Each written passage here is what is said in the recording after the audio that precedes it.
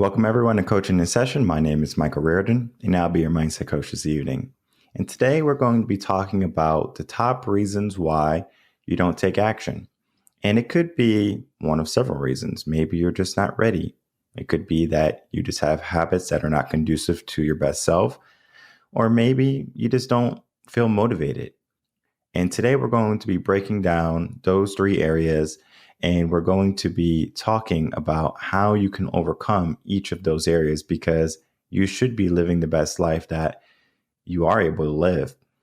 If you're new to the channel, make sure to like, comment, subscribe, and to share this video with whoever you think is going to benefit from it.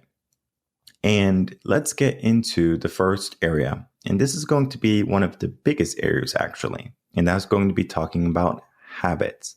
Now, habits are going to be one of those things that we might not even know that we're doing, right? They can be just unconscious. We are doing them because they're routine. They are scheduled. And as long as we have habits that are not going to lift us up, then we are going to stay down. So if someone wants to get in shape, for example, fitness is one of the easiest examples I can always imagine or think of, or to show people or tell people how to relate habits. So if you're trying to go to the gym, and let's say you succeed, right? So you're going to the gym 3 days a week, 4 days a week, doesn't necessarily matter the amount of days, but your diet is not there. So that means you're going to the gym, you're working out, but you're still eating poorly. You have bad eating habits. Now, of course, the bad eating habits or the poor eating habits are going to be many of things, right? You can be eating the wrong foods, you could be eating at the wrong times, and you can be eating foods that don't agree with your body. Now, of course, if you don't know that, you should speak with a dietitian, get some blood work done, and you can understand your body a little bit more. Now, I do help people with their fitness, and I do some of that, and I do help people get on track with their fitness goals. But if you're just looking to figure out what foods agree with you, you can easily get that done from a dietitian.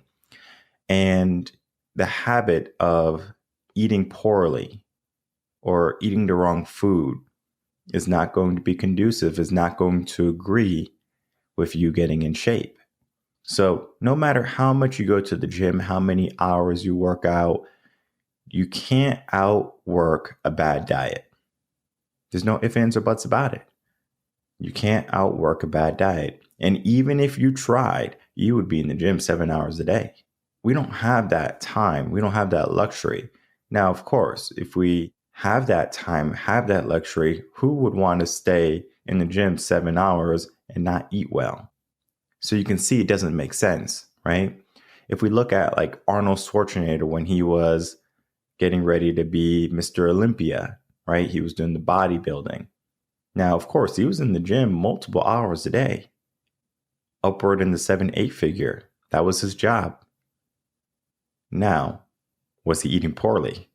He was not eating poorly. Now, of course, he would have a cheat meal, of course, right? But you have to ask yourself a question. Do you want it, or do you just kind of want it? And to be honest, a lot of people just kind of want it. So people will contact me and they say, Mike, I have a bad habit. And that habit is I'm doing this and I don't want to do this anymore. Or I'm not happy in my current situation. I want to change. Now, of course, I can't force people to change. So if I see someone who's down on their luck and I say, hey, come with me, I'm going to make you successful, they can say, no, thank you. Or they say, oh, yeah, I can be successful. Great. And they come with me. But if they're not willing to put in the work, they won't reach that level of success. So how do habits correlate with success? How do habits correlate with us taking action and being the people we're supposed to be?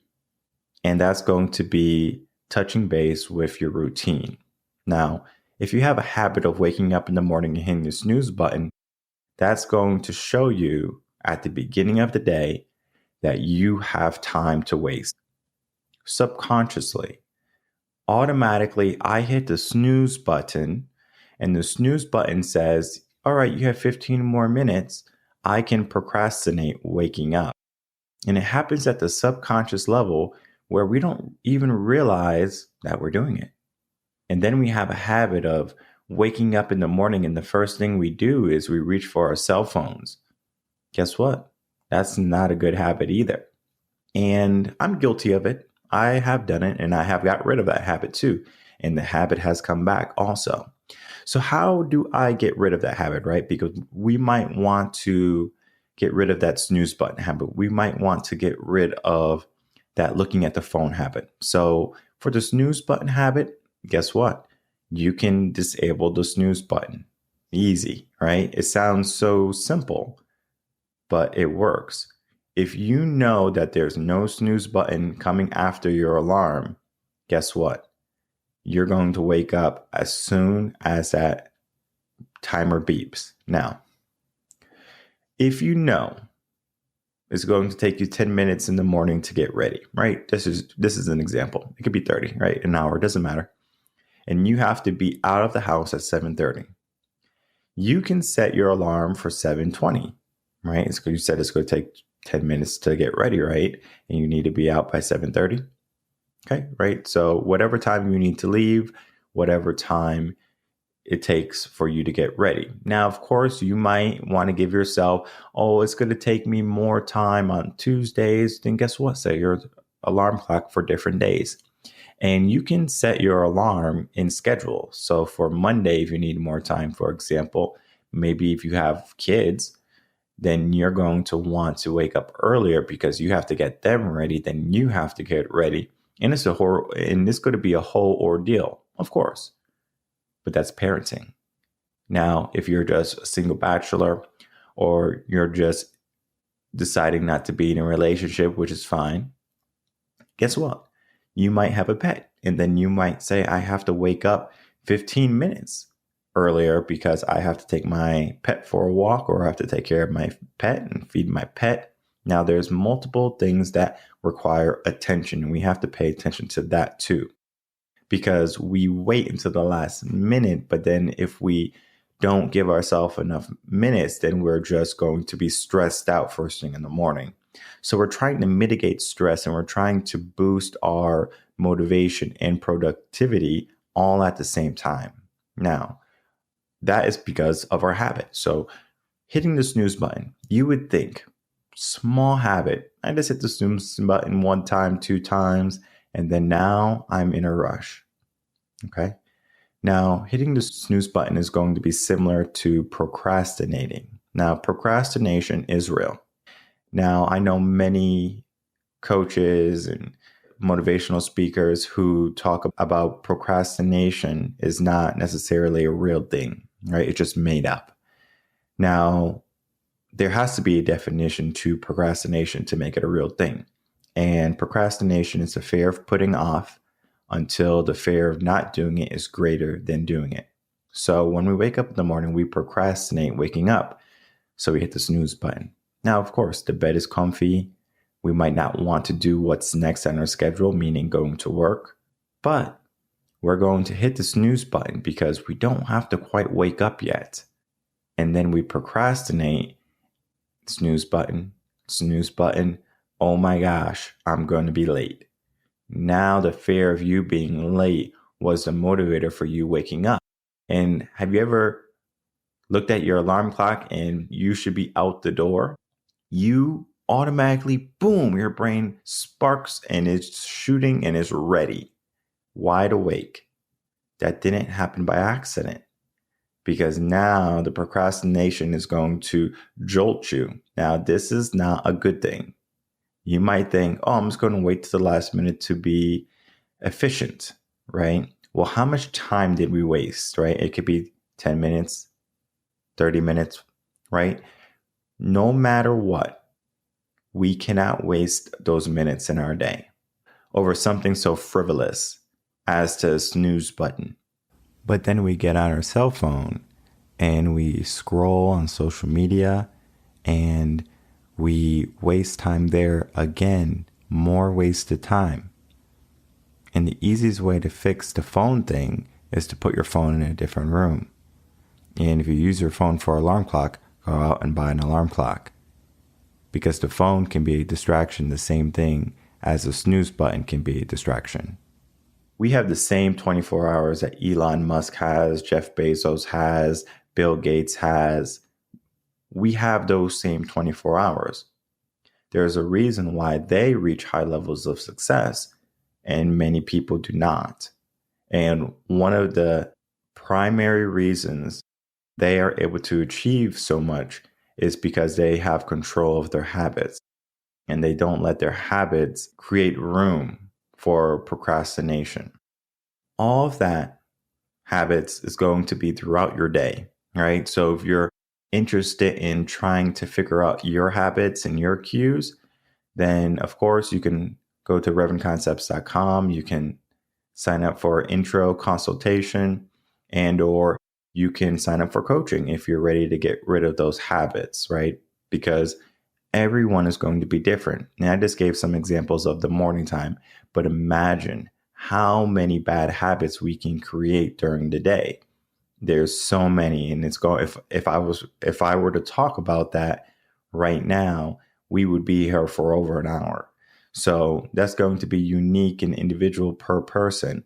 But there's going to be your habits are going to be one of the top reasons why you don't take action. And then we go into the second reason, and that's going to be your motivator, right? Are you motivated? Who's motivating you? Can you motivate yourself? And as much as I wish I can motivate people and have people get motivated, motivation is a temporary thing. Now, you can watch a motivational video every single day and you can get motivated, and that works. But it requires you to do it on a consistent basis. So that means you can't be motivated for one season and then the next season expect to continue to be motivated if you haven't put any work into that motivation.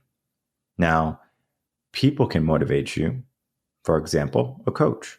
A coach can be there. They could be your cheerleader. They can push you. They can say, hey, let's keep going. Let's keep moving. Don't stop. Let's go. They can motivate you. And you do have a motivator when you do have a coach, especially if it's going to be some type of monetary transaction between the coach and yourself. Because now you have some skin in the game where you're saying, I invested in coaching and I'm going to make sure I get every penny's worth. Similar, like if you're going to a buffet, right? If you're going to a buffet in Vegas and the buffet in Vegas costs $80, $90, right? Because that's how much the buffets are going for right now. You're going to do your best to eat $80 to $90 of food. So you're going to skip the pizza. You're going to skip the macaroni and cheese. You're going to skip the salad. You're going straight to the meats. You're going to the prime ribs. You're going to the oysters, the scallops, the crabs, the lobster. You want to get your money's worth. And when you hire a coach, when you get a coach, you want your money's worth. Now, of course, you can say, okay, well, I paid for a coach and it's not necessarily working, or I don't like it and I don't mind about the money, right? Every person has a monetary amount that they are afraid to lose. Okay. Now, of course, if you have nothing, it could be $5. Like you don't want to lose $5. However, if you have an abundance of money, right? You have amassed an abundance of riches in monetary amount. You might need more than just $5 for that sting to hurt. It might be $1,000. It could be $10,000. Whatever it is, you have to find how much you need to invest in yourself to get yourself going. Now, I tell people you don't have to give me that money because I have just one flat fee. I always tell them, well, if you want a good motivator and if my fee is not enough, let's put that amount that's going to hurt you, right? Like inside is going to sting a little bit. Ooh, I had to give $10,000 away or something like that, right? So let's say $10,000 was that magic number. And this person had to give $10,000 to an organization. So it's like a donation, right? And this is just a motivator for them. But here's the kick for the motivator. You have to donate the money to an organization you don't support. So for example, if you don't like an organization that deals with politics, for example, donate to that politician, right? Or to that organization that's dealing with the politics.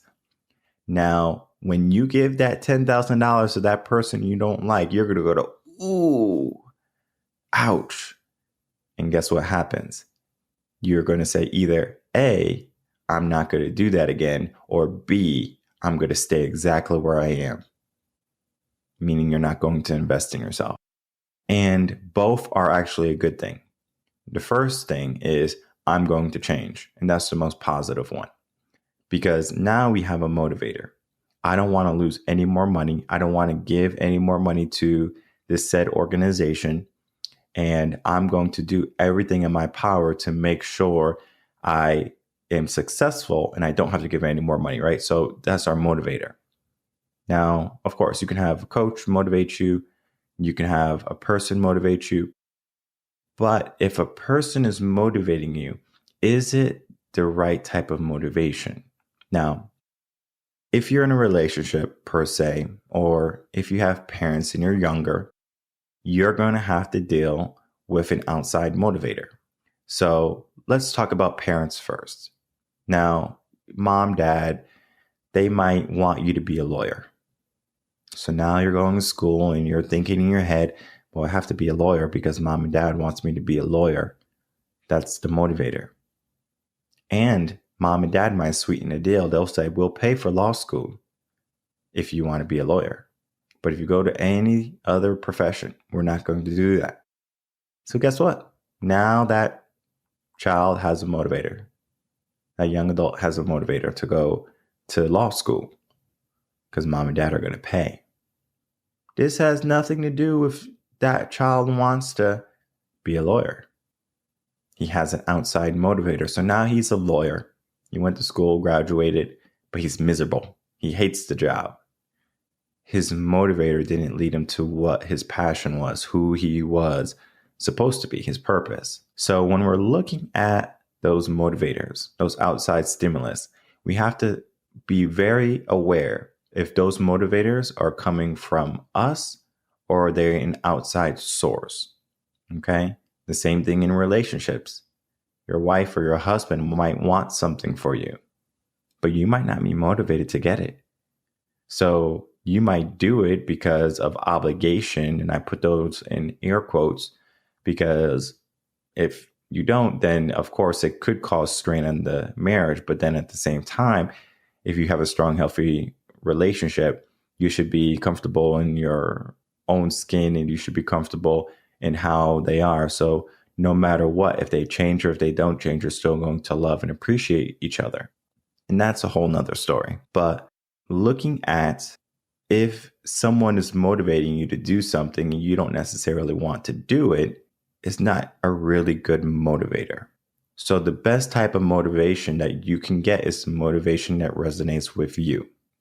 So when you listen to a motivational video, when you go to the gym and you're listening to a certain genre of music, it motivates you, boosts you up. Now, of course, it's temporary and you don't need it to motivate you. You just need a good habit, a good routine, and that's going to be enough to motivate you. But sometimes in the beginning, we need a motivation. We need a booster in order to get ahead. So that motivation is going to be something that resonates with you. So again, looking at your music, you have a certain genre that you feel motivated when you listen to. For example, when I write my book, I listen to jazz. It motivates me to write my book. When I'm in the gym, I have to listen to some upbeat music, definitely not jazz. And I just get a different type of energy. One is a focus energy. One is a burst of action energy. So, of course, burst of action is going to be in the gym. Focus energy is going to be when I'm writing a book. You just have to understand what motivates you and how to use it. And if you're looking for someone to motivate you, of course, revenconcepts.com, we can get started. But just because I can motivate you to be more and to push doesn't necessarily mean you're going to change. And that's going to be our third and final area, change. How do people change? Why do people change? And typically, the reason why people change is because of a trauma. People don't change because they wake up one day and they say, you know, I'm going to change. Today would be a good day to change. They don't do that. They need a trauma. They need something that happened typically in their life. Because if they do not have that trauma, that hardship, that difficulty, that challenge, guess what? They have no motivation to change. So they keep their same habits.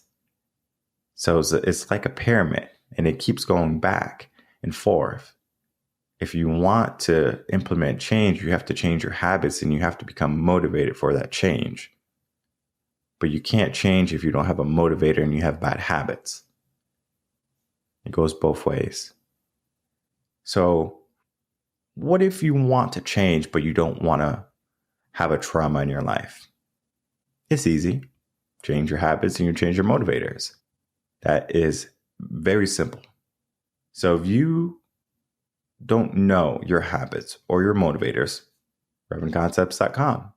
Of course, I don't know you per se, so I can't tell you what your motivators are, your habits are.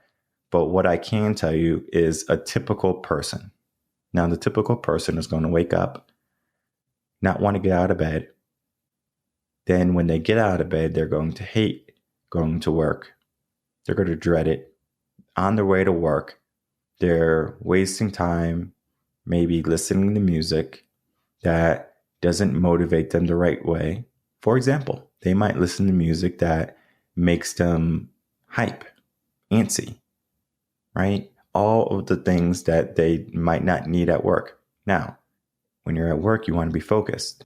So what if you change that habit of going into work and listening to music that hypes you up? What if you listen to music that will get you more focused? So you listen to jazz, a podcast, a book. Now we're focused on the task at hand.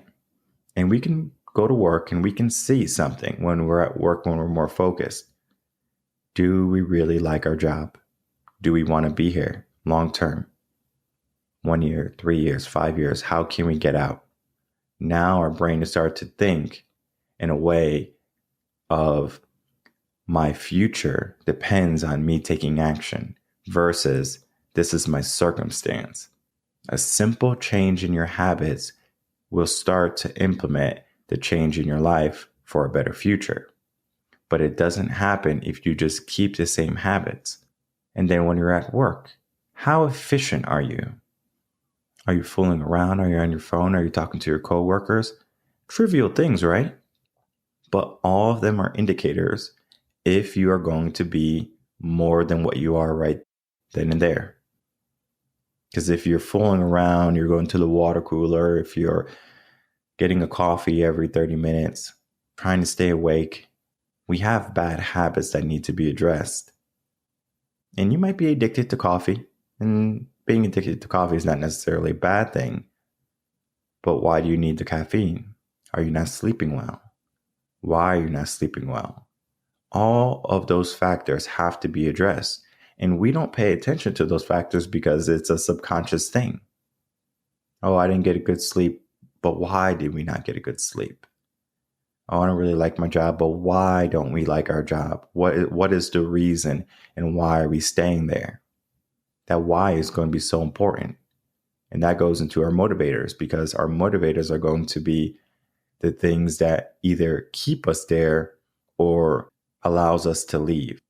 Now, most people are motivated to stay in a job because of circumstance. They need to pay their bills. And if they don't have this job, they're going to have to get another job they're not going to like. And they might say they don't have enough capital to start a business or they don't know how to start a business. So there's a bunch of of roadblocks in the way, a bunch of challenges they have to overcome. So these people want to have some change. They want to get motivated, but they don't know how. And the change is there, right? They want to change. But once people start to go down that process of change, guess what happens? They don't necessarily want the change as much anymore because they realize how much work it requires to change. And it's going to be long nights, long days. Change is not easy. It takes months, it could take years. But I encourage you that if you're in a place right now that you're not fully excited about, change it. And you have to go through that process. You have to be willing to go through that process. And you might start and then you say, you know what? This doesn't work for me. And that's fine. You want to start small, because if you can start small, then you can start to make headway. And I will give you this example of how I changed in my life, because I haven't always been this way when it comes to mindset. I haven't always been this way when it comes to ambition and working out and writing my books, things like that, right? Change was difficult. It required trauma. It required some type of hardship. And I remember when I was 15, started working out, right? Just working out, I wanted to change who I was, right? I wanted to become stronger on the inside and the outside. And I associated that with physical fitness, right? My dad was a construction worker at the time, and he was a big, strong guy. His muscles were the size of boulders. And when I looked at him, I was like, wow, I wanted to do this. And I remember one day he took me to his workplace, and there was this huge machine. It was probably the size of a Tahoe, one of those SUV trucks. And I tried to move it, and it had wheels on it, and I should have been able to move it easily, but I'm a little kid and I couldn't even budget. I gave every ounce of energy that I had into trying to move this thing, and I couldn't. And then he just looked at me and just moved it easily. And I just like, wow, that's impressive. Number one. Number two, it's like, I need to get stronger. But I had that motivator, my father, that motivator to be strong, to emulate that strength, and wanted to get in shape. And of course, if you have a breakup or something like that along the way, especially in high school and college, you want to improve your physique, right? Because if you look good, you feel good. And then also, if you look good, it makes it easier for the outside people to say, wow, this person looks good. And though that's going to be a superficial level of attraction, it does play a role. Now, let's talk about mindset, who I was as a person. Now, before everything, I was finance accounting guy. And that's what I wanted, my motivator. I was good at math. Mine as well, I said. My parents were okay with me becoming an accountant. Sounds good to me. And then I did it, and I hated it. I was wise enough, smart enough. I had enough know-how to get out before it was too late. So when I tell my parents that I'm leaving accounting and I'm going to do teaching, they were like, what? There was no motivator there anymore. Not for my parents, at least. I had to be the motivator. And I was. So I was motivated to change. I was motivated to become a teacher and educator. That's how it started. It started with a switch. Me saying, I don't need a motivator from someone else. I need to motivate myself. And then the change was difficult because I had to change who I was, my ego, who I was, who I needed to be, who I was becoming. I needed to change to who I needed to be, to work with any personality of the world. My ego couldn't be present. So I had to start to work on that. And that change started everything. Started thinking about time, life, work, people, you name it. I thought about it. But it wasn't until I started to address who I was on the inside and then to direct myself in the direction I wanted to go when I'm 65, when I'm 70, 80, I'm looking that far ahead. Because if I just look around the corner all my life, how can I see what's going to be down the road? And we have to be able to see what is coming so we can be prepared. Though change is going to be difficult, though taking action is going to require you to take some initiative, I encourage you to take the action, to take the initiative, to be more today than you were yesterday. And then tomorrow, of course, aim to be better than you were the day before. It's a continual process of growth. And the only reason you're not there yet is because you just don't want it bad enough. And even if you want it bad enough, you just might not know the way. So if you're lost and you need to find the way, head over to revenconcepts.com. Whether you work with me, you check out the resource tab, blog, videos, name it. It's going to be there available to you. If in the meantime you have any questions, you can email me, coachinginsession@gmail.com, and stay in touch. Let me know how things are going. And of course, get more motivation from this podcast. Share this podcast with anyone who might be needing some type of change in their life. Because change can be easy, but it does require work. And I would hate for the world to have to seek change because of trauma only. Change should happen because someone wants something better in their life. So if you want something better in your life, don't wait. Take action, because your best life is available to you right now. It just requires you to move a little bit differently. It requires you to pivot maybe, and requires you to be focused on who you were always meant to be. My name is Michael Rearden. I'm a mindset coach here in Texas. I work with people all over the world. And if you have any questions, of course, email me, coachinginsession@gmail.com. If you wanted to work with me, revenconcepts.com. Next week, I'm going to see everyone at a new scheduled time. I'm going to be switching up when the podcast airs, and that's going to be at 4 p.m. Central Standard Time. Until then, everyone take care.